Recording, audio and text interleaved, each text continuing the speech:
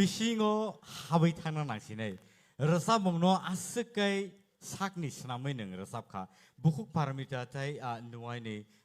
khorang bai o resamung resap jak belai ke emne bos belai ke khna to bisingo se nang station ni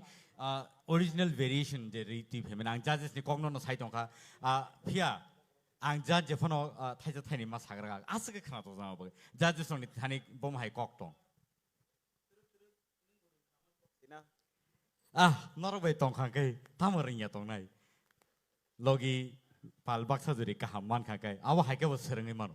awa se kok amil to nangle bono final lo resabja haike nuk tongsiu absolutely belai ke a kono ang chana nei mani belai belai ka hambai da bisna no last time nong saka bono je playback nai chamane yes playback nong khana nang resab rowan bla na resab rifo no mano album resab na tamu mano tenis kok no mano future resab sani kok sidi last time result no aga taklayo saya ko olo phono khaimanu phiaba final pai grathang haita khorango quality tongo competition banaira ta abo to tei batene ro botongo phiaba bin khorango kaisa abo je playback nani abo khanu jagi tong Ashmita bagai Thank you ma'am thank you so much God bless you Thank you ma'am Ashmita outstanding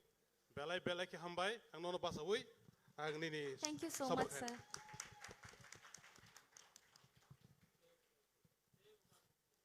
Thank you sir Osmika final logo tumo anu resab dehni saka hangkai